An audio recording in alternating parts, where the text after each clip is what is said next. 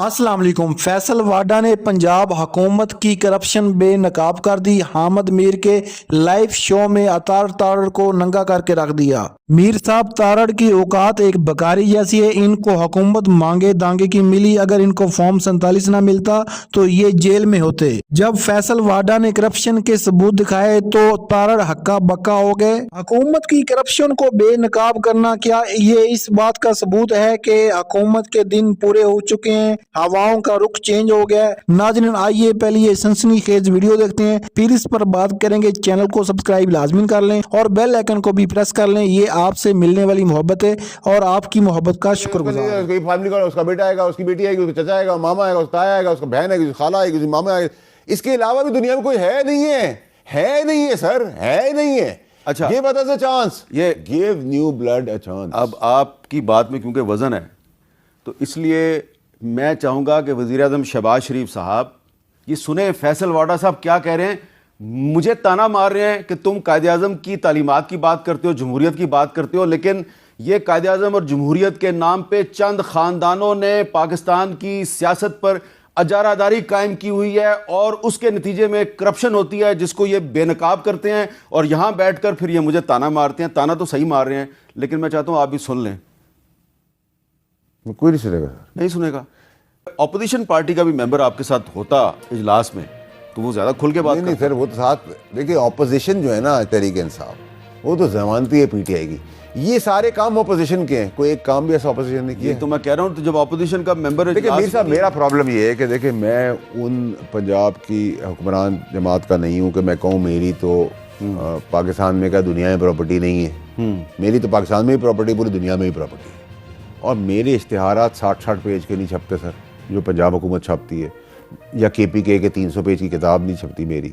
मैं तो सिर्फ काम करता हूँ, काम ही आपका इश्तिहार होता है। जो नाकाम होते हैं उनके इश्तिहार होते हैं, जो कामयाब होते हैं उनके इश्तिहार। अच्छा, आपने अभी बताया कि जी ये तो 2013, 14, 15, 16, 17, 18, 500 साल भी चले जाए तो इन तमाम अदवार में जो पार्टियां हुकूमत में थी, पहले परवेज़ मुशर्रफ के साथ, फिर वो नवाज शरीफ के साथ, फिर पीपल्स पार्टी के साथ, फिर PTI के साथ, अब फिर शहबाज शरीफ के साथ, और मैरीटाइम अफेयर्स की मिनिस्ट्री भी उनके पास थी। वो दोबारा अब कैबिनेट एक्सपेंड हुई है तो उनको भी मिनिस्ट्रियां मिल गई हैं। तो आप ये नहीं समझते कि वो कोशिश करेंगे कि आपका काम आगे ना बढ़े? मुझे पता सर, मुझे नहीं पता कि मैं भी आगे बढ़ सकता हूँ, नहीं बढ़ सकता। इस मुल्क के अंदर क्रेडेंशियल बड़े मुश्किल होते हैं। लेकिन सर देखिए, मैं तो फिर कहूँगा कि हेडलेस नेशन के अंदर एक हेडलेस मुल्क है। मैं तो चीफ की डायरेक्शन जो उसने पाकिस्तान को दी है, पाकिस्तान पहले सियासत बाद में, मैं तो शहबाज शरीफ साहब को भी ख़त लेकर आऊँ। ये पूरी फाइल और ऐसी चीज़ें उनके आगे भी रखूँगा कि सर, क्योंकि आप फिगर हेड हैं, आप प्राइम मिनिस्टर हैं, आप क्या देखिए मेरे पास शहबाज शरीफ साहब ने जो आज उनका बयान में पढ़ा, सुन रहा था TV के ऊपर,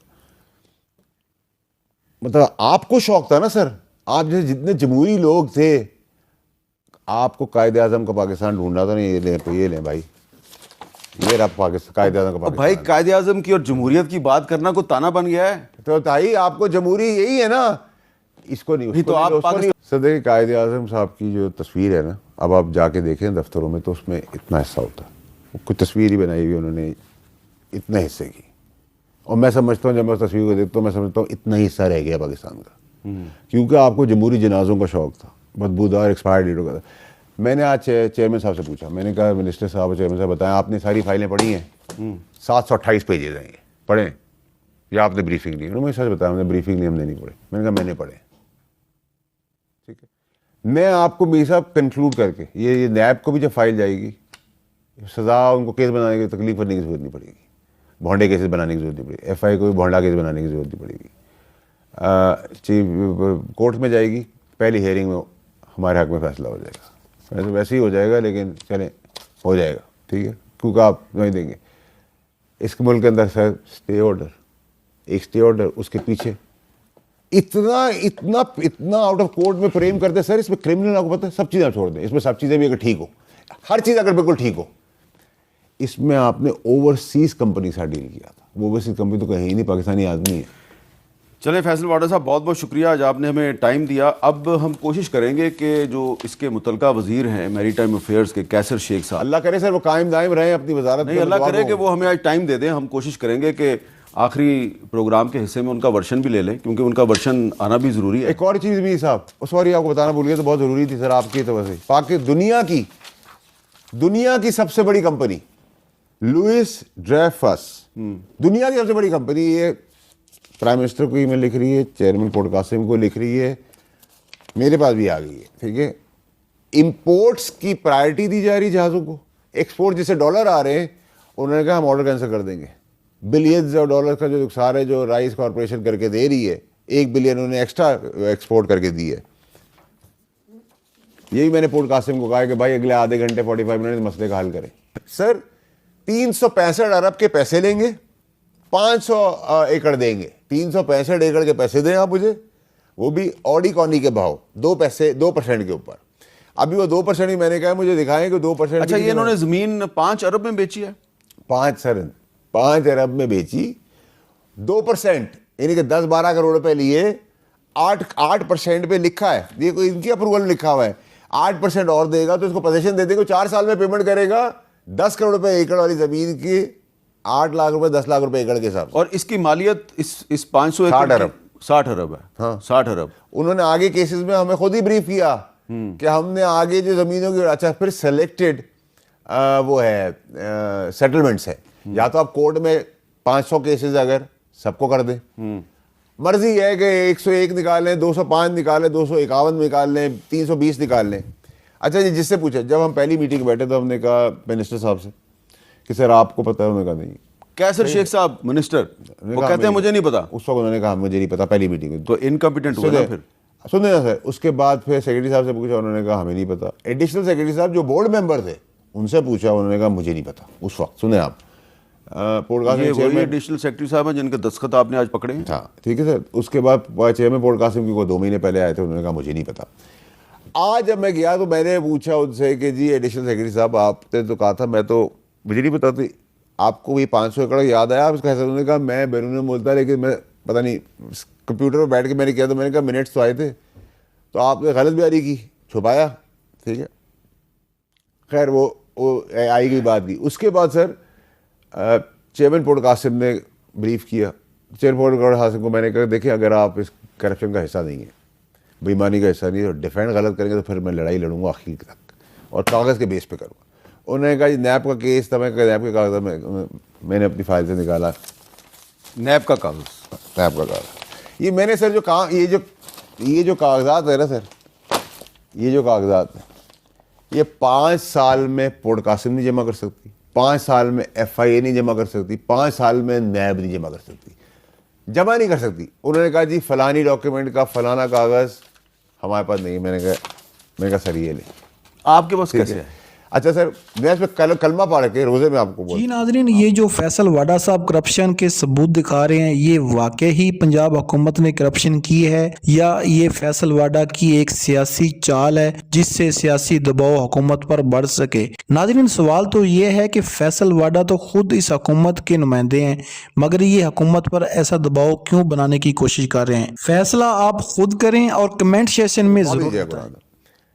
सर देखिए, जहाँ मेरे 100 दुश्मन है ना, वहाँ मेरा एक दोस्त है। अच्छा, मेरी दाएं बाएं से रिपोर्टें क्या गई हैं, सेनेटर को पता ही नहीं है, वो उसको इन्फॉर्मेशन ही सही नहीं है, ठीक है सर, क्योंकि आपने अखबारात में एक खबर चला दी। अच्छा सर, उसको भी छोड़ दें, फिर आप आ जाए सर।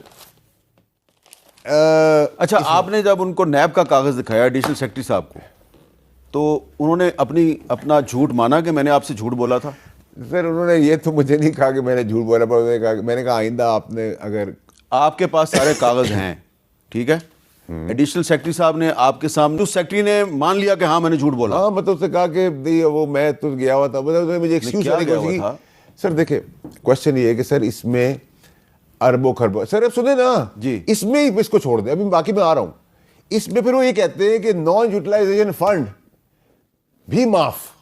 अच्छा, ठीक है, फिर वो कहते हैं कि ये इंटरनेशनल कंपनी ने बिड करना था, इंटरनेशनल कंपनी नहीं रह गई, लोकल आदमी से काम कर रहे हैं। अच्छा, वो लोकल आदमी भी डिफॉल्टर है पहले का ही, फॉरेन इन्वेस्टमेंट का नाम पे झूठ बोला, फ्रॉड कहा कि फॉरेन इन्वेस्टमेंट हो रही है लेकिन लोकल कंपनी थी, लोकल कंपनी निकली, क्योंकि उसने कहा जी वो फॉरेन तो भाग गया। तो मैंने उनसे जब ये पूछा कि आप समझते थे पार्टी पैसे कर सकती है, सारे के सारों ने कहा कि नहीं पार्टी पैसे नहीं पैसे, मैं तो मेरे इतने फेवर इस एक आदमी को क्यों क्यों मिले रहे। ठीक है सर। अच्छा उससे आगे आए, फिर इन्होंने एक और रिफाइनरी है सर।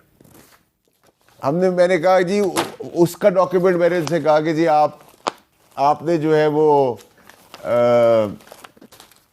क्यों किया ये सर। मैंने कहा आपने कैंसिल किया? नहीं सर, हमसे आपने डिटेल नहीं मंगवाई थी। मैंने कहा एजेंडे में लिखा है भाई 2018-2024 की, ठीक है। ये एजेंडा नहीं सर ये वाला नहीं मंगवाया था आपने। मैंने कहा भाई, मैंने कहा था जितना है सब ले आओ, ठीक है। ये एक शॉन रिफाइनरी है, उसको कैंसिल किया है 2017 में, वो रिस्टोर हो गई 2324 में।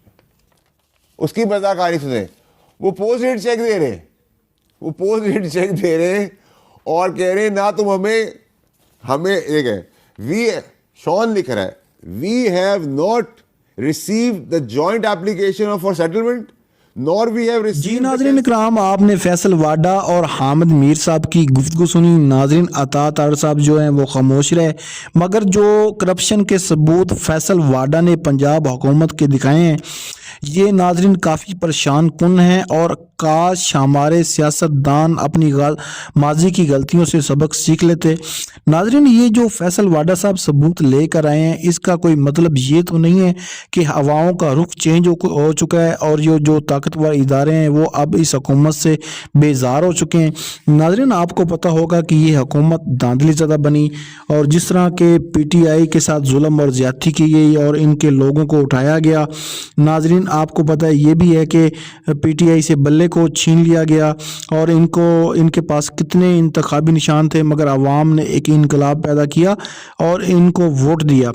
आज जो शख्स जेल में बैठा है इसको मुल्क का वज़ीर आज़म होना था और जो लोग इस टाइम हुकूमत कर रहे हैं नाजरीन ये अपोजिशन में होते, मगर इसका उल्टा हुआ और PTI को मैंडेट को तस्लीम नहीं किया गया और अब जो सियासी इंतकाम का निशाना भी बनाया जा रहा है PTI को।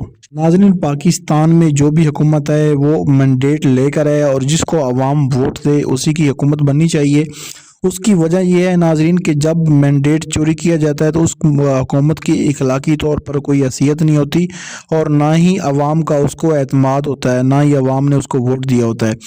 नाजरीन पाकिस्तान में चाहे इमरान खान हो चाहे नवाज शरीफ हो, सब लीडरों ने ही गलतियां की अपने अपने दौर में और इमरान खान साहब ने भी यू टर्न लिए हैं और नवाज शरीफ साहब ने भी यू टर्न लिया है। नवाज शरीफ कहते थे कि भाई मैं वोट को इज़्ज़त दूंगा, मैं जमहूरियत का चैम्पियन हूँ, मगर आखिर ऐसा क्या हुआ कि उनको ये धांधली ज़्यादा हुकूमत लेनी पड़ी और उनकी जो खुद की सीट है वो भी वो हार चुके थे।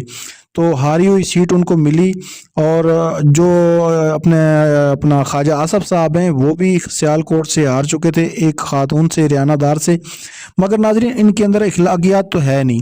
जब ये किसी टॉक शो में आके गुफ्तगू करते हैं या जब ये पार्लियामेंट में गुफ्तगू करते हैं तो वो इखलाकी गुफ्तगू नहीं होती। नाजरीन जब ये लोग आपस में सियासतदान लड़ते हैं तो ये जो फ़ायदा होता है ये तीसरे शख्स को होता है, तीसरे फरीक को होता है। तो अब आपको पता है कि जो पाकिस्तान में जमहूरियत है ना ये एक नाम की जमहूरियत है। जमहूरियत के लबादे में एक बदतरीन आमरीत है, सहाफ़ियों पर पाबंदी है, बात करने पर पाबंदी है, इमरान खान की तस्वीर नहीं चला सकते, इमरान खान का नाम नहीं ले सकते। नाजरीन ये किस तरह की जमहूरियत है? क्या जमहूरी मुल्कों में ये कुछ होता है? पंजाब हुकूमत जो है वो आवाम के पैसों से जो भी प्रोजेक्ट लगा रही है उस पर तस्वीर मरीम नवाज की लगती है। क्या मरीम नवाज या नवाज शरीफ साहब या कोई भी लीडर हो वो अपने घर से तो नहीं देता, वो आवाम के पैसे ही आवाम से लगाता है या पाकिस्तान के लिए कर्ज लेते हैं और वो कर्ज पाकिस्तान में उतारना होता है। मगर ये तस्वीर ऊपर परचम पाकिस्तान का होना चाहिए, आवाम का होना चाहिए जिसका टैक्स होता है। मगर ये जो लीडर होते हैं इनका अगर वस चले तो ये पाकिस्तान के नोट पर भी अपनी तस्वीर लगा लें। नाजरीन दुआ है कि अल्लाह ताला पाकिस्तान को एक ऐसा लीडर दे जो पाकिस्तान को कैद आज़म का पाकिस्तान बनाए और पाकिस्तान में हर तरफ खुशहाली हो, बेरोज़गारी का ख़ात्मा हो और लोगों को रोज़गार मिले। तो अगर आपको ये वीडियो अच्छी लगी तो वीडियो को लाइक कर दें, चैनल को सब्सक्राइब कर लें और बेल आइकन को भी प्रेस कर लें। ये आपकी मोहब्बत है और अल्लाह ताला आपको अपनी हिफ्ज़ व मान रखे। आमीन।